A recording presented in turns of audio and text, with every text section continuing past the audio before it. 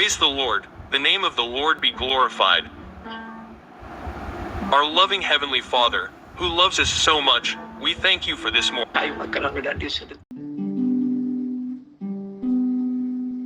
Praise be to God.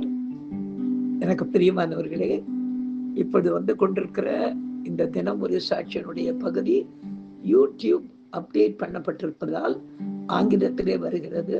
தயவு செய்து அங்கே வருகிற வீடியோவை பார்த்து உங்கள் தமிழுக்கு நீங்கள் மாற்றிக்கொள்ளவும். கர்த்தர் உங்களை ஆசீர்வதிப்பாராக. கிறிஸ்துவுக்குள் பிரியமானவர்களே, கொஞ்ச நாளாகவே இந்த தினம் ஒரு சாட்சி அனுப்புறதுல சில பிரச்சனைகள் இருக்குதுன்னு சொல்லி உங்களோட நான் ஏற்கனவே தொடர்பு கொண்டு பேசியிருக்கிறேன். கொஞ்ச நாளாகவே வாட்ஸ்அப்பில் லிங்க்கை உங்களுக்கு நான் அனுப்பிக்கிட்டு இருக்கேன். அதை நீங்கள் அதன் மூலமாக நீங்கள் ஃபாலோ பண்ணி தினம் ஒரு சாட்சியை கண்டினியூ பண்ணி கேட்டுக்கொள்ளுங்கள். Praise be to God. கர்த்தருடைய நாமம் ஒன்றே மகிமைப்படுவதாக. எங்கள் அதிகமாக நேசிக்கிற எங்கள் அன்பின் பரம தகப்பனே, இந்த கிருபையான கர்த்தாவே, காலை விளைக்காய் மக்கள் நாங்கள் நன்றி செலுத்துகிறோம். இந்த காலை விளையிலும் உம்மை துதித்து பாடி ஆராதித்து இந்த நாளிலே நாங்கள் தியானிக்கும்படியாக நீர் எங்களுக்கு கொடுக்கிற வார்த்தைக்கு நேராக கடந்து போகவும் செய்த நன்மைகளை வசனத்துக்கு சாட்சியாக சொல்லி இப்படிய நாமத்தை மகிமைப்படுத்த கர்த்தர் உதவி செய்வீராக. இயேசுவின் நாமத்தில் ஜெபிக்கிறோம் எங்கள் ஜீவனோட நல்ல பிதாவே. ஆமேன், ஆமேன், ஆமேன். வல்ல செயல்கள் நினைத்து நினைத்து உள்ளமே பொங்குதையா. வல்ல செயல்கள் நினைத்து நினைத்து உள்ளமே பொங்குதையா. நல்லவரே, நன்மை செய்பவரே, நன்றி நன்றி ஐயா. அல்லேலூயா. நல்லவரே, நன்மை செய்பவரே, நன்றி நன்றி ஐயா. நல்லவரே, வல்லவரே, ஆராதனை ஆராதனை. நேசரேவும் திரு பாதமர்ந்தேன், நிம்மதி நிம்மதியே. ஆர்வமுடனே பாடி துதித்தேன், ஆனந்தம் ஆனந்த நீ.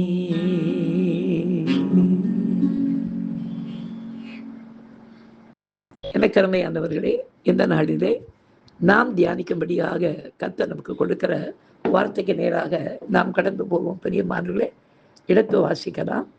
மத்தேயு எழுதிய சுவிசேஷம் 26ஆம் அதிகாரம் 63ஆம் வசனத்தை நாம் வாசிக்க கேட்போம். இயேசுவோ பேசாமல் இருந்தார் என்று எழுதப்பட்டிருக்கிறது. எனக்கு அருமையானவர்களே, இந்த வார்த்தை தனிப்பட்ட முறையிலே எந்த ஒரு வீடுகளிலும் சோரியிலே மாற்றப்பட்டிருந்ததாக எனக்கு தெரிந்த சரித்திரமில்லை.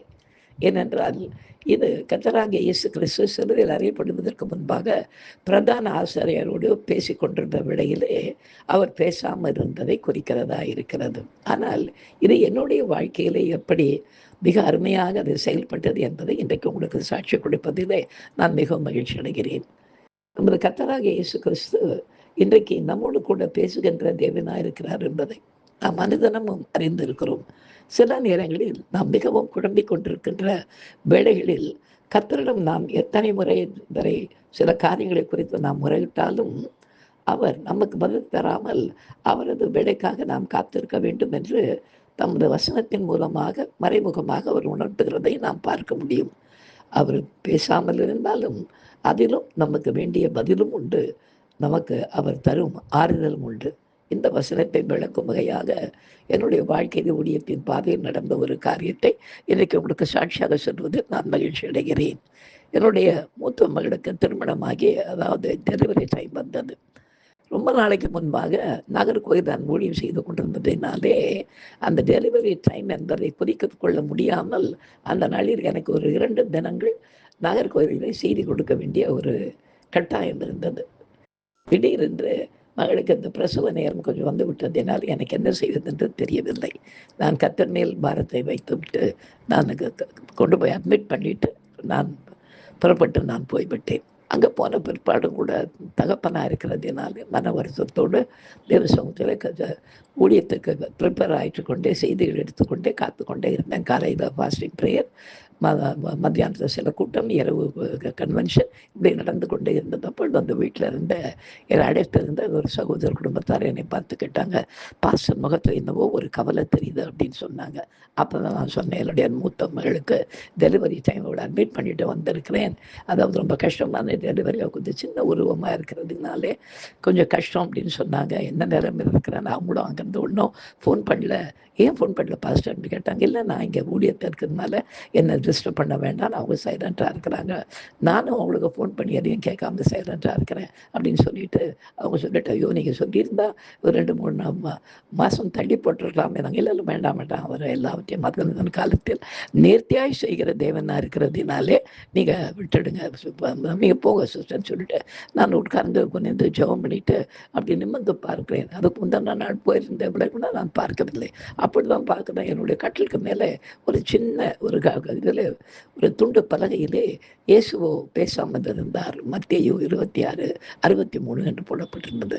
அப்போ நான் வசனத்தை எடுத்து வாசித்த போது அது இயேசு கிறிஸ்துவனுடைய சிலுவை மரணத்துக்கு முன்பாக நடந்த ஒரு நிகழ்ச்சியாக இருந்தது. ஆனால் அன்றைக்கு அந்த சூழ்நிலையிலே எனக்கு ஆண்டவர் பதில் தராமல், அதாவது கஷ்டப்படுறா அப்படி இப்படி எனக்கு எந்த விதமான பதிலும் கொடுத்து என்னை குழப்பாமல் இயேசுவோ பேசாமல் இருந்தார் என்ற வசனத்தை நான் வாசித்த போது, ஆண்டவருக்கு இன்னும் வேலை வரவில்லை போது இருக்கிறது என்று நான் நினைத்து கொண்டு என் ஊழியத்தை முடித்து கொண்டு சனிக்கிழமை இரவு அங்கிருந்து கடைசி வண்டி பிடிச்சி நான் வந்து ஞாயிற்றுக்கிழமை காலைங்க வந்த உடனே நேராக ஹாஸ்பிட்டலுக்கு சென்ட் ஜோசப்ஸ் அந்த கிளினிக்கு போகலான்னு பார்த்தா ஆண்டவர் சொன்னேன், இல்லை நீ நேராக சர்ச்சுக்கு போயிடு அப்படின்னு சொன்னார். நான் வீட்டில் இருந்து அங்கே ஃபோன் பண்ணி சொல்லிவிட்டு நான் சர்ச்சுக்கு போகிறேன், குழந்தை பிறக்கலை இல்லை அப்படின்னு கேட்டேன். எல்லாம் சொன்னாங்க, இல்லை இன்னும் பிறக்கலை, காத்துக்கிட்டு இருக்காங்க, இன்றைக்கி பிறந்தோம் அப்படின்னு.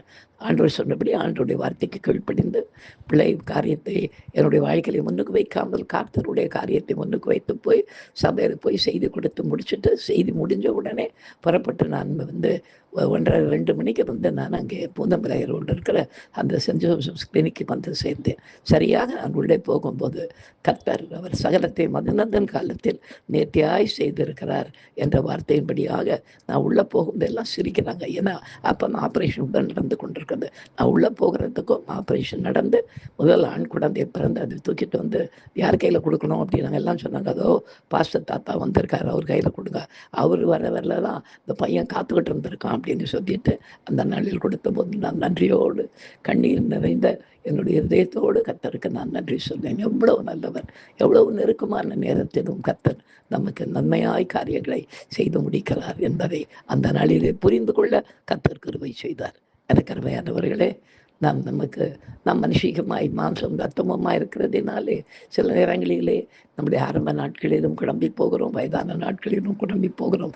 ஆனாலும் கர்த்தர் அவர் என்ன செய்ய நினைக்கிறாரோ அது தடைப்படாது என்று சொல்லப்பட்ட வார்த்தையின்படி தடையில்லாமல் அவருடைய பெயருக்கு மகிமையாய் நாம் காரியத்தை சொல்லும்படியாக நல்ல காரியங்களை நமக்காக அவர் செய்து முடிக்கிறார். கர்த்தருடைய நாமம் மாத்திரம் மகிமைப்படுவதாக நாம் ஜெபிக்கலாம். எங்களை அதிகமாய் நேசிக்கிற எங்கள் அன்பின் பரம தகப்பனே, இந்த கிருபையான வேலைக்காய் உமக்கு நாங்கள் நன்றி செலுத்துகிறோம், மகிமைப்படுத்துகிறோம் ராஜா. அவர் சகலத்தை மதுநதன் காலத்தில் நேர்த்தியாய் செய்திருக்கிறார் என்ற வசனத்தின்படி அவர் காரியத்தை செய்கிற வரையிலே அதை குறித்து ஒன்றும் நமக்கு அப்பா நம்மிடத்தில் பேசாமல் இருந்து காரியத்தை செய்து முடிக்கிற தேவனாக இருக்கிறதற்காய் உமக்கு நன்றி செலுத்துகிறோம். கர்த்தாவே, தொடர்ந்து எங்களை வழிநடத்தும் இயேசு நாமத்தில் ஜெபிக்கிறோம் எங்கள் ஜீவனுள்ள நல்ல பிதாவே. ஆமேன், ஆமேன், ஆமேன்.